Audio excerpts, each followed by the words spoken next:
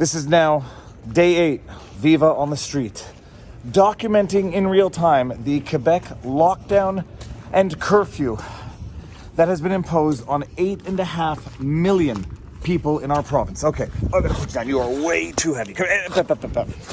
Okay, I initially started doing this as a joke, as a gag, to keep myself sane in these insane times. I started off by finding the humor and the absurdity of the situation. The more questions I ask and the more answers I get, the more absurd and the less humorous this entire situation becomes. Let's just chart where we are right now. Day 8. Quebec is on not just a lockdown. The government has shut down non-essential businesses. Now we're on curfew. The lockdown started over what was supposed to be a 2-week period in December 2020. That is 10 months into the initial 2 weeks to flatten the curve of March 2020. The government says, we have too many cases of COVID. We have too many hospitalizations. We need to shut down non-essential businesses for 2 weeks, as if anybody thought it was only going to last 2 weeks.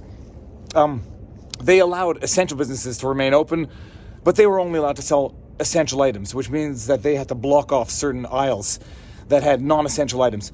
Pure absurdity, to the point where I was actually in a pharmacy and the cashier refused to sell socks to a disheveled homeless man who came in asking to buy socks, and I swear to you, it was so absurd I thought it was a setup.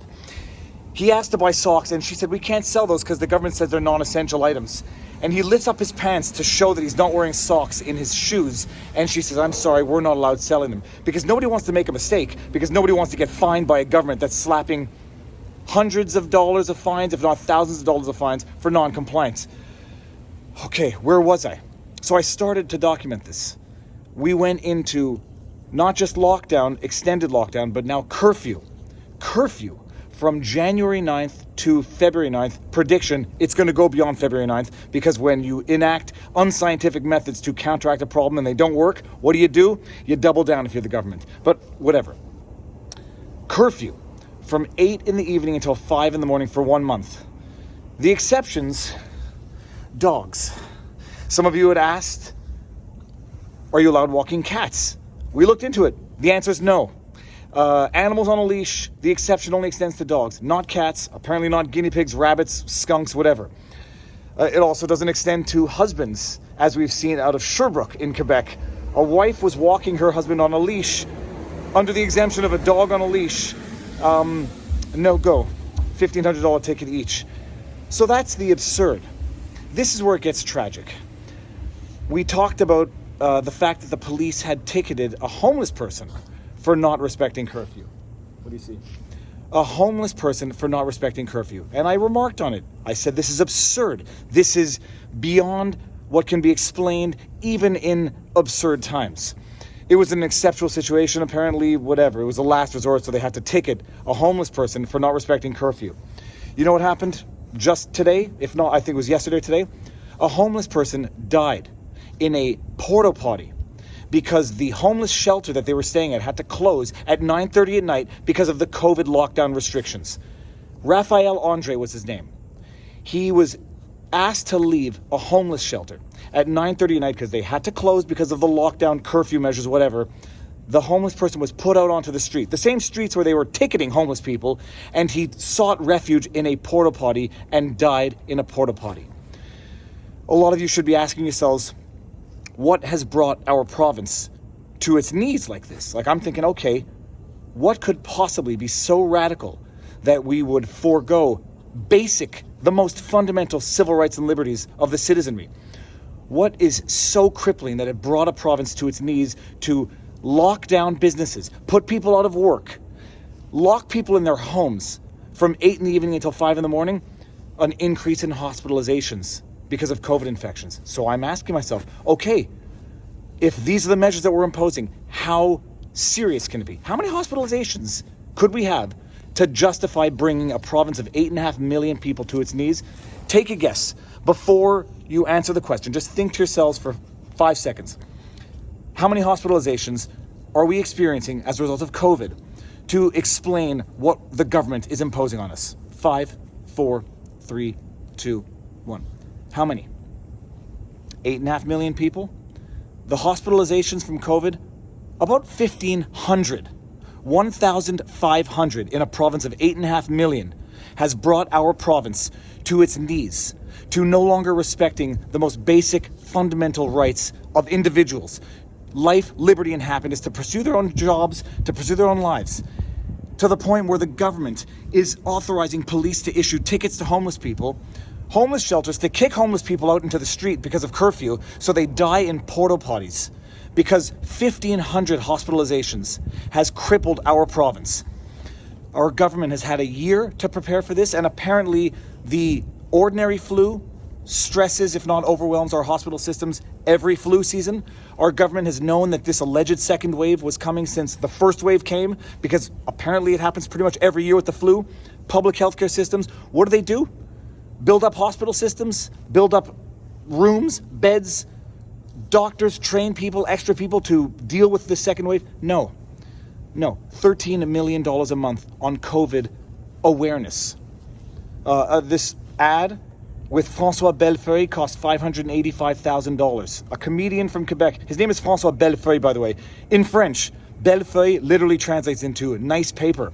And I have no doubt that that ad was some nice paper. $585,000.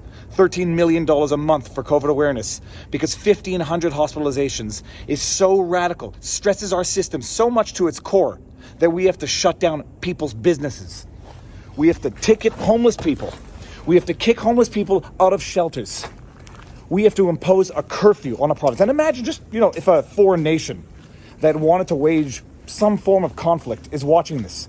And now they know that our system is so fragile, so inept to deal with 1,500 hospitalizations, that this is all it takes to cripple an entire nation, the entire nation of Quebec. This is what is being done to us.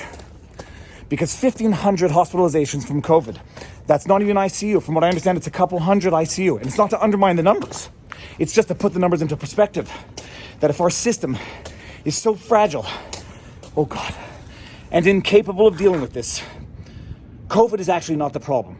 It's our government and our government's incompetence and our government's inability to prepare, protect, and take the proper precautions and to take the proper measures to deal with. Where are you going? When a government says 1,500 hospitalizations is going to be enough to shut down a province, curfew might not be the right response to that, especially since our health director, Horacio Arruda, said that there's no concrete scientific evidence to show the effectiveness of curfews to combat the spread of coronavirus. So what is it?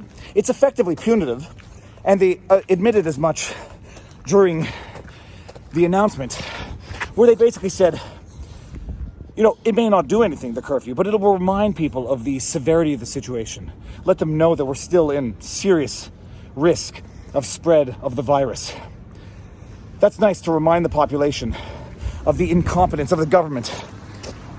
But I gotta tell you something. It is only the government that can punish the citizenry for its own incompetence and lack of preparation.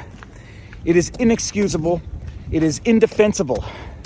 And what started off as humor is actually now just turning into outright critique. This makes no sense. And it is indefensible. It's indefensible.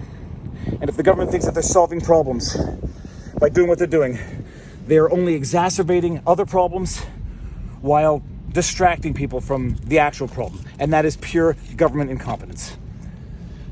Okay, I can't even think of ending this on a joke.